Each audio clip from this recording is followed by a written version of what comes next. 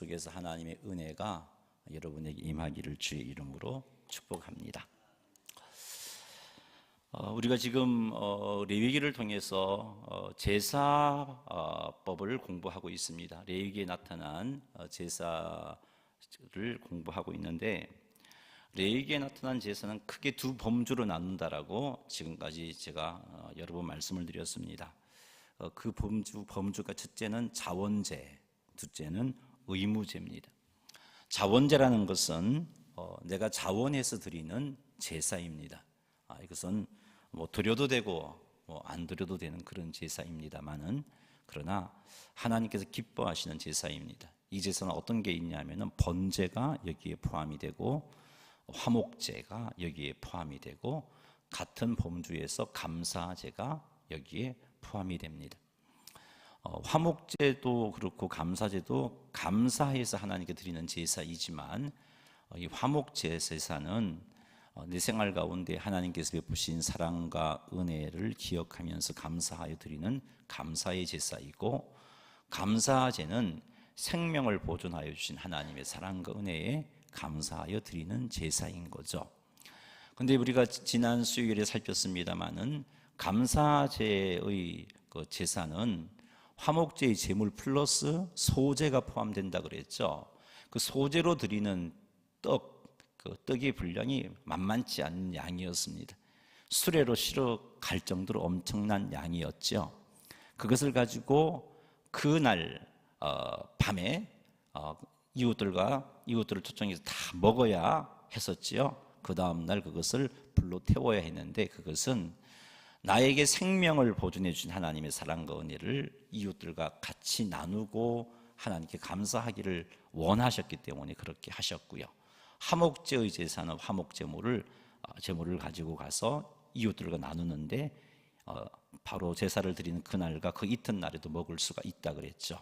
셋째 날에는 불로 태워야 했습니다. 이때도 감사의 제목을 나누는 그런 제사였어요.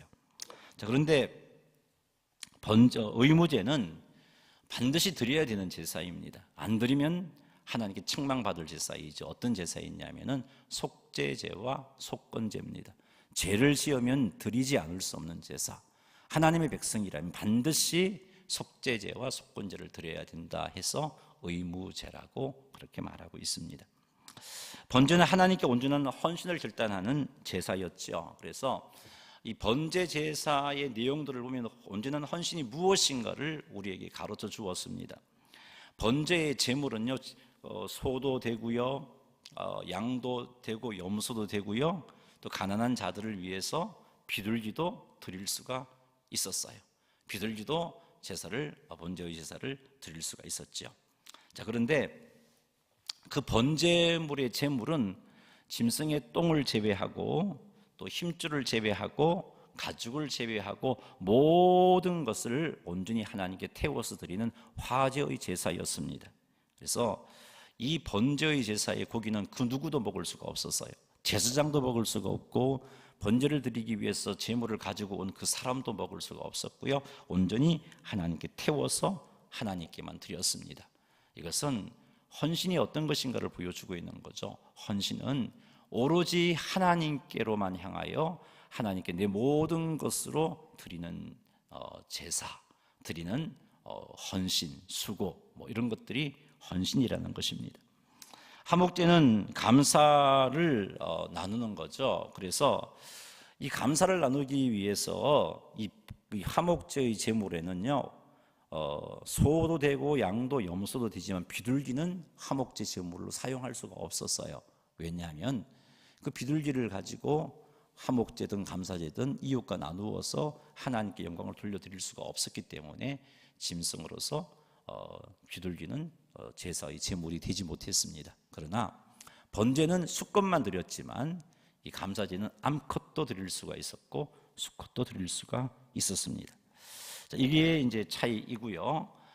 그 개념들을 가지고 오늘은 이제 마지막으로 화목제에 대한 나머지 말씀 22절에서 34절까지의 말씀을 살펴보겠는데, 이 시간을 통해서 우리가 살필 것은 하나님의 것과 내 것에 대한 올바른 가치관을 우리가 정립할 수 있었으면 좋겠습니다. 지금 우리 22절에서 34절까지의 말씀은요, 하나님의 것에 대한 가르침, 강조가 나오고 있습니다. 제사제도이지만 우리 한번 생각해서 살펴보겠습니다. 레위기 7장 22절 23절 읽어보겠습니다. 여호와께서 모세에게 말씀하여 이르시되 이스라엘 자손에게 말하여 이르라 너희는 소나 양이나 염소의 기름을 먹지 말 것이요. 아멘. 지금 화목제 제사를 이야기하다가 이 말이 나왔습니다. 특별히 화목제 제사의 제물은 기름이라 그래서 짐승의 기름이었습니다. 내장에 덮인 기름들을 떼어서 하나님께 드리고, 양은 꼬리의 기름이 양이 많다 그랬죠. 팔레스타인의 양들은. 그래서 그 꼬리를 떼어서 하나님께 드렸습니다. 물론 이때 기름은요, 그 소의 어떤 살에 있는 마블링을 의미하지 않고요, 그건 뗄 수가 없어요. 이렇게 이제 내장에 덮인 기름을 떼는 거고요, 꼬리에 있는 기름을 떼는 겁니다. 그래서 이 기름을 먹어서는 안 된다라고 말씀하고 있습니다. 왜 먹어서 안 되는가? 기름은 하나님의 것이기 때문에 먹어서 안 된다라고 말씀하고 있어요. 하나님의 것이다라고 말씀하고 있습니다. 화목제 제사에서 제물로 드리는 기름은 무엇을 상징하냐 하면은 하나님께서 행복과 번영과 번성을 주신 근원이 되신다라는 것을 상징하는 게 기름이고, 그 하나님의 그것을 하나님께 드리도록 한 겁니다. 그래서 감사 제사인 화목제, 감사의 성격을 가지고 있는 화목제 제사든 감사의 제사든 제물을 가지고 오면 그 제물에 기름을 띄어서 하나님께 드리는 거예요. 고기는 제사장과 그 제사를 드리는 그 사람과 이웃 사람들이 나누어 먹으면서 감사를 나누는 겁니다. 그러나 어떤 일이 있어도 화목제 제물의 기름을 먹어서는 안 되는 거죠. 왜요? 그것이 하나님의 것이기 때문이다 그랬어요. 한번 읽어보겠습니다. 제사장은 그것을 제단 위에서 불사를 지니 이는 화제로 드리는 음식이요 향기로운 냄새라. 모든 기름은 여호와의 것이니라. 모든 기름은 여호와의 것이다 라고 말씀하고 계시죠. 그래서 기름은 먹어서 안 되는 것입니다. 하나님의 것을 하나님의 백성들이 마음대로 할 수가 없는 거예요. 그건 하나님의 것이기 때문에 그렇습니다. 하나님께서 이 기름을 내 것으로고 하나님의 것으로 구별해 놓으셨어요. 그래서 하나님의 것을 백성들은 하나님의 뜻대로 사용해야 되는 거지 내 뜻대로 사용해서는 안 되는 거죠. 자, 하나님께서는 계속해서 기름과 피를 먹지 말라고 말씀을 하시는데, 기름을 먹지 말라는 말과 피를 먹지 말라는 말의 강도가 동일한 강도로 주어졌어요. 레위기 7장 24절에서 27절까지 읽어보겠습니다. 스스로 죽은 것의 기름이나 짐승에게 찢겨진 것의 기름은 다른 데는 쓰려니와 결단코 먹지는 말지니라. 사람이 여호와께 화제로 드리는 제물의 기름을 먹으면 그 먹는 자는 자기 백성 중에서 끊어지리라. 너희가 사는 모든 곳에서 새나 짐승의 피나 무슨 피든지 먹지 말라. 무슨 피든지 먹는 사람이 있으면 그 사람은 다 자기 백성에서 끊어지리라. 아멘. 여기 보니까 25절에서도요, 기름을 먹으면 자기 백성 중에서 끊어진다라는 표현을 쓰고 있고요, 그 다음에 피를 먹으면 백성 중에서 끊어진다라고 말씀하고 있습니다. 자, 기름은 하나님의 것이라고 앞에서 살폈고요, 피도 하나님의 것이기 때문에 그렇습니다. 피는요, 생명을 의미합니다. 생명의 창조자는 하나님의 것이죠. 하나님이시죠. 생명의 주인은 하나님입니다. 그래서 그 생명을 의미하는 피도 하나님이기 때문에 피를 먹지 말라고 하셨고, 특별히 사람의 피는 흘리지 말아야 되는 거죠. 왜요? 하나님의 형상을 지니고 있는 존재이기 때문에 그러했습니다. 피를 먹으면 자기 백성 중에서 끊어져요. 즉 하나님의 심판으로 죽게 된다는 말입니다. 왜요? 하나님의 것을 범했기 때문에. 기름을 먹으면 자기 백성 중에서 끊어져요. 왜요? 하나님의 것을 범했기 때문입니다. 레위기 3장 16절에서 17절 한번 읽어보겠습니다. 제사장은 그것을 제단 위에서 불사를 지니 이는 화제로 드리는 음식이요 향기로운 냄새라. 모든 기름은 여호와의 것이니라. 너희는 기름과 피를 먹지 말라. 이는 너희의 모든 처소에서 너희 대대로 지킬 영원한 규례니라. 아멘. 기름을 먹지 말고 피를 먹지 말라는 말씀은 하나님께서 이스라엘 백성들에게 주신 대대로 지켜야 할 영원한 규례다라고 말씀하고 있습니다. 규례라는 말은 법칙이고요, 하나님께서 이 법칙으로 피와 기름을 먹어서는 안 된다라고 이렇게 선을 그어 놓으셨단 말이죠. 그래서 이 하나님이 이렇게 말씀하셨음에도 불구하고 양심의 거리낌 없이 피를 먹고 기름을 먹는 것은요, 하나님을 무시하는 행동인 거예요.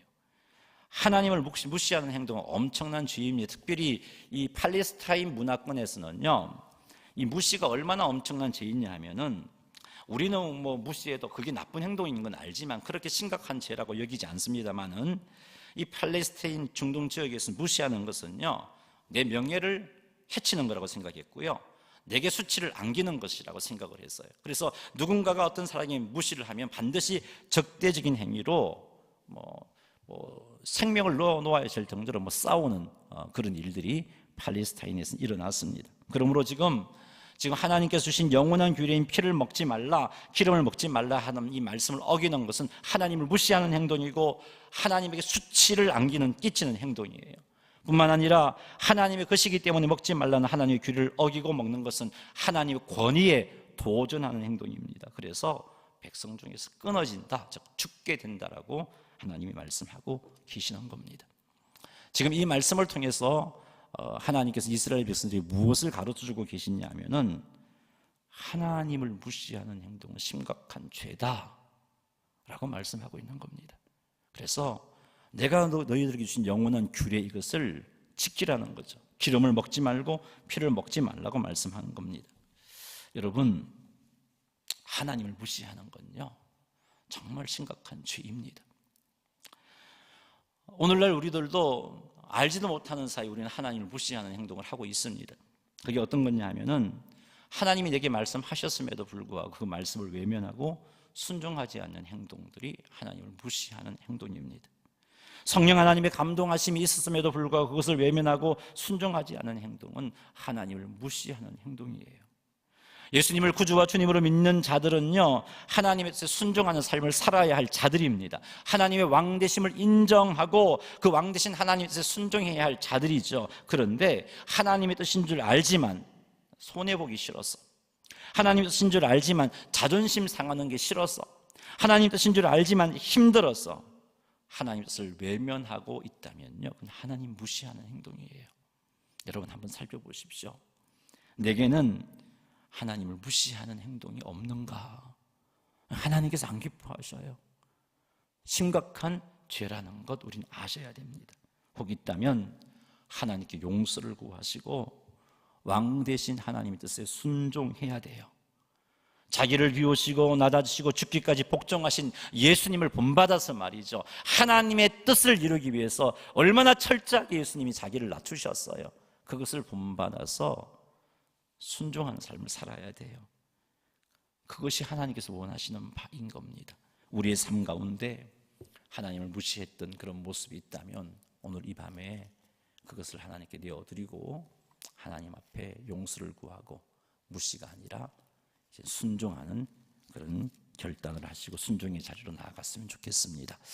우리 찬송가 38장 부르면 다시 한 번 더 하나님에 대한 하나님의 왕되심, 하나님의 주인 되심, 하나님의 권위를 인정하는 그런 삶을 살겠다라는 결단을 한번 드렸으면 좋겠어요.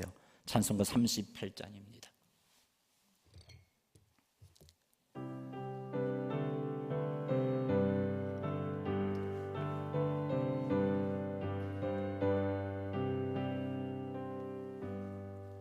예수 우리 왕이여, 이곳에 오셔서 우리가 왕께 드리는 영광을 받아 주소서. 우리는 주님의 백성, 주님은 우리 왕이라. 왕이신 예수님 오셔서 좌정하사 다스리소서. 예수 우리 주시여, 이곳에 오셔서 우리가 주께 드리는 찬양을 받아주소서. 우리는 주님의 종들, 주님은 우리 주시라. 주 대신 예수님 오셔서 이 찬양을 받아주소서. 아멘. 입으로만 주여 주여 그러지 말고요, 하나님의 왕되심을 인정하고 순종함으로 무시가 아니라 그분을 높여드리고 그분이 하나님 되심과 그분의 왕되심과 주인 되심을 인정함으로 하나님을 섬겨드리시는 성도님들이 다 되시기를 주님의 이름으로 축복합니다. 계속해서 레위기 말씀 보겠습니다. 28절에서 31절까지 말씀입니다. 읽어볼까요? 여호와께서 모세에게 말씀하여 이르시되 이스라엘 자손에게 말하여 이르라. 화목 제물을 여호와께 드리려는 자는 그 화목 제물 중에서 그의 예물을 여호와께 가져오되 여호와의 화제물은 그 사람이 자기 손으로 가져올지니 곧 그 제물의 기름과 가슴을 가져올 것이요 제사장은 그 가슴을 여호와 앞에 흔들어 요제로 삼고 그 기름은 제단 위에 불사를 것이며 가슴은 아론과 그의 자손에게 돌릴 것이며. 아멘. 여기서 언급한 화목 제물의 기름은요, 화목 제물의 그 제물은 기름과 가슴이죠. 여기서 31절까지고 32절까지는 오른쪽 뒷다리까지 언급되고 있습니다. 근데 그 기름은 가져오면은 이제 이 화목 제사를 드릴 사람, 감사할 제목이 있어서 하나님께 짐승을 가지고 오죠. 제사장이 묻으면 이게 무슨 제물이냐? 내가 하나님의 사랑과 은혜가 너무나 고마워서 화목제를 드리기 위해서 가지고 왔습니다. 그러면 제사장이 이제 거기에다가 안수하여 기도하라고 요청을 합니다. 그러면 그 안수하고 기도하죠. 하나님 내게 이런 은혜를 주셔서 감사합니다 라고 감사의 제목을 고백하며 짐승에게 안수합니다. 그럼 짐승을 잡지요. 잡아서 기름을 그 제물 가운데 끌고 내고요, 양이라면 꼬리를 잘라서 하나님께 드리는 겁니다.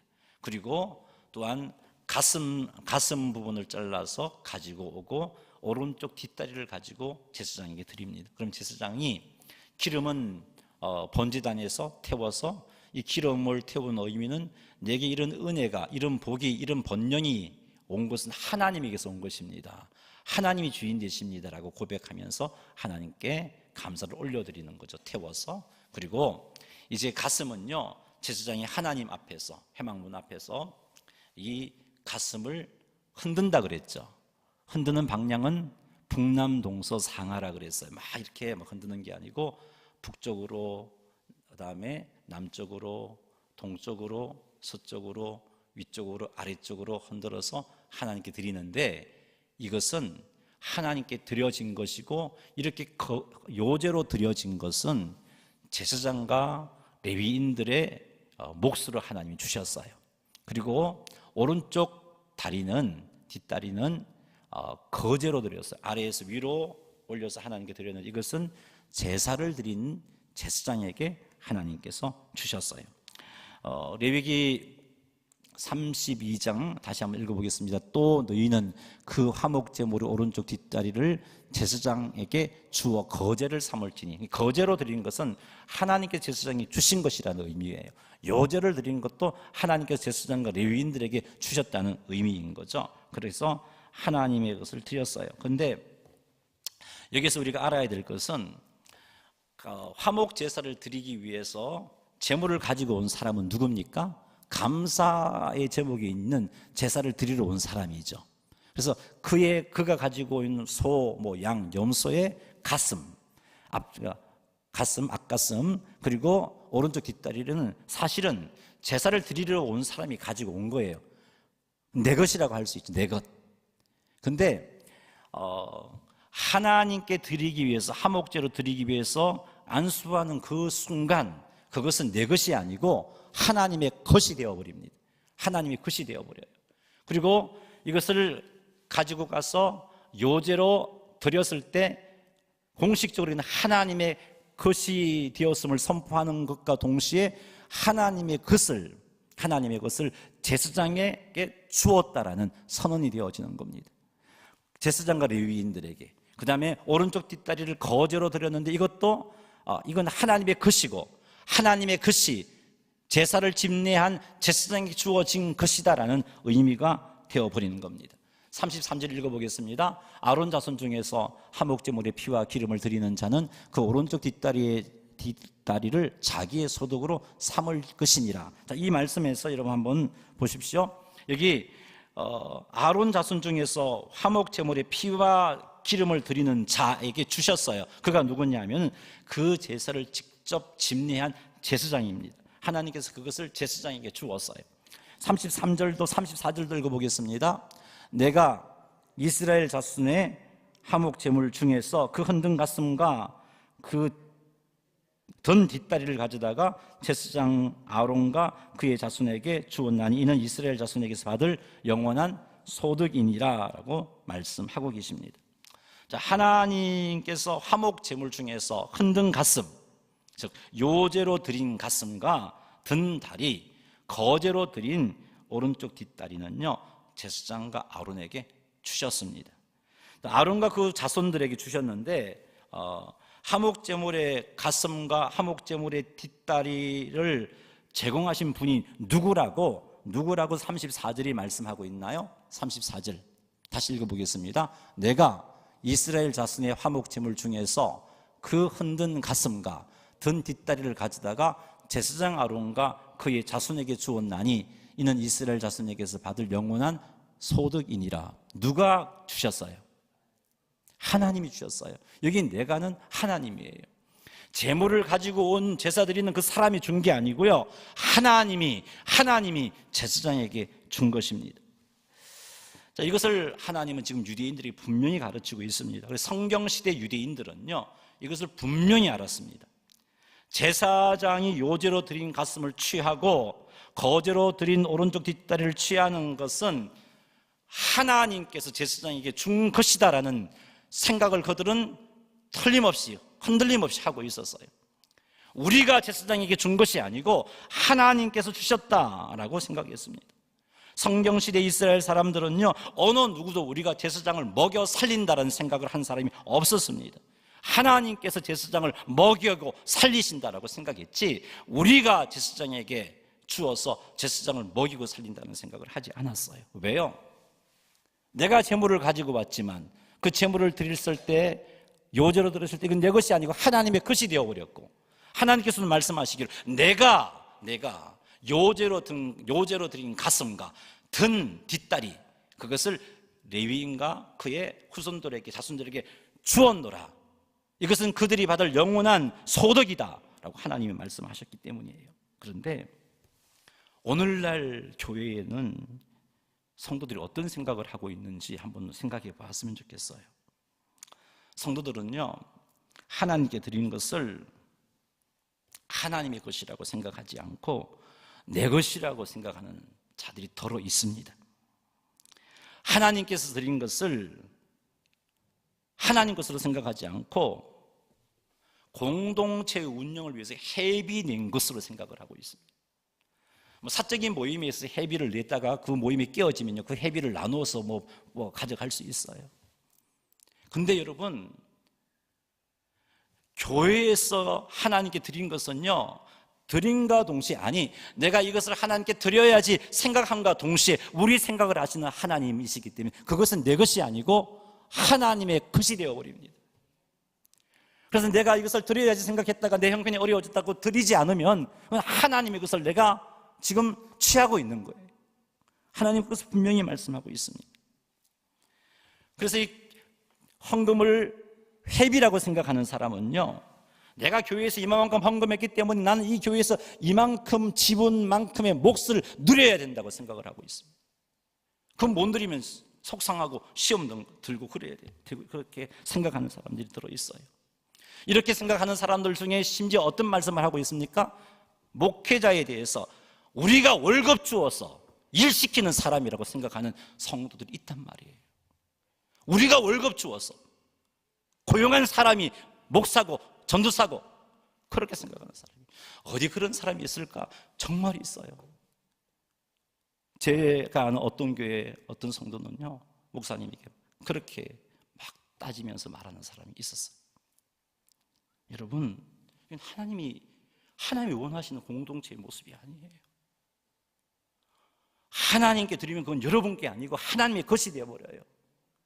그리고 하나님은 하나님의 것으로 당신의 사역자들을 먹이시는 거지, 당신의 사역자들에게 소득을 주시는 거지, 우리가 고용한 자가 아니고 하나님의 일꾼인 것을 우리는 놓치지 말아야 되는 겁니다. 사랑하는 성도 여러분, 하나님께 드리는 것은요, 공동체 운영을 위해서 드리는 회비가 아니에요. 내가 하나님께로 드리기로 생각한 그 순간 그것은 이미 내 것이 아니라 하나님의 것입니다. 하나님의 것을 우리는 함부로 할 수 없어요. 그런데 현실은요, 내가 낸 헌금으로 교회가 운영되잖아요. 사실 맞잖아요. 자, 지금 유대인들이 제사장에게 요제로 든 가슴을 가지고 왔잖아요. 현실은 유대인들이 제사장에게 가슴을 준 거잖아요. 현실은 유대인들이 제사장이 오른쪽 뒷다리를 준 거잖아요. 현실은 그렇지만 실질적으로 하나님께서는 내가 이스라엘 제사장들과 그의 후손들에게 준 것이다 라고 말씀하고 있어요.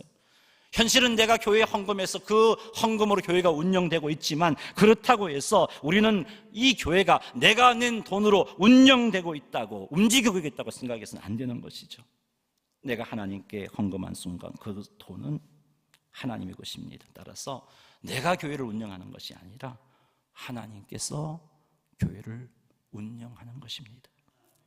뿐만 아니라 성도들이 목회자에게 월급을 주어서 고용하는 것이 아니라 하나님께서 목회자들에게 소득을 주시는 겁니다. 레위기 7장 34절 다시 한번 읽어볼까요? 34절. 내가 이스라엘 자손의 화목 제물 중에서 그 흔든 가슴과 가져다가 제사장 아론과 그의 자손에게 주었나니 이는 이스라엘 자손에게서 받을 영원한 소득이니라. 하나님이 소득으로 주신 거예요. 누가 제사장 아론과 그의 자손들에게 한목제물 중에서 흔든 가슴과 든 뒷다리를 주셨어요? 나 하나님이다라고 말하고 있어요. 내가 주었다라고 말씀하고 있어요. 제사장에게 그의 후손들에게 영원한 소득으로 주셨다라고 말씀을 하고 있어요. 물론 실제로는 화목제물을 가지고 온 사람이, 제사를 드리러 온 사람이 이스라엘 백성들이 제사장에게 준 거지만, 그럼에도 불구하고 하나님께서는 내가 제사장과 그의 후손들에게 소득으로 준 것이다 라고 말씀하고 있습니다. 사랑하는 성도 여러분, 하나님께서는 우리의 생각까지도 다 아시는 분이에요. 여러분이 헌금을 드리기로 생각한 순간 이미 그것은 여러분의 것이 아니고 하나님의 것이라는 것, 여러분 명심하시기 바랍니다. 그리고 여러분이 드리는 헌금은 기부한 게 아니에요. 물론 이제 연말정산을 위해서 기부금 떼가는 거 괜찮습니다. 그러나 그걸 떼간다 할지라도 여러분이 기부했다고 생각하지 마세요. 하나님의 것을 하나님에게 드린 거예요. 교회 운영을 위해서 회비를 낸 것이 아니라 하나님께 바친 거예요. 그러니 내가 내 돈으로 교회를 운영한다는 생각은 추워도 하지 마시기 바랍니다. 하나님께서 하나님의 것으로 교회를 이끌어 가시는 것입니다. 그리고 헌금을 사용할 때 내가 낸 내 돈인데 그런 생각해서는 안 돼요. 하나님의 것이에요. 하나님의 것을 우리는 하나님의 청지기가 되어서 하나님의 뜻과 하나님의 영광을 위해서 사용해야 돼요. 헌금을 마치 내 마음대로 사용해도 되는 것처럼 생각해서는 안 돼요.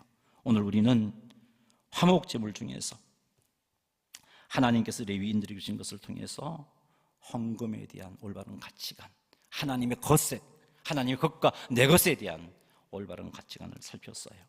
이 가치관을 가지고 좀 철저하게 하나님의 것은 하나님께 드리고, 하나님의 것으로 드린 순간 그것은 내 것이라는 생각은 추호도 가지지 마시고 하나님의 것이고 하나님의 영광을 위하여 바르게 사용되어질 수 있도록 기도해야 되고, 그렇게 사용하시는, 그래서 결코 하나님의 것을 내 것이라고 생각하고 내 마음대로 써버리는 그런 죄를 범치 않으시는 성도님들이 다 되시기를 주님의 이름으로 축원합니다.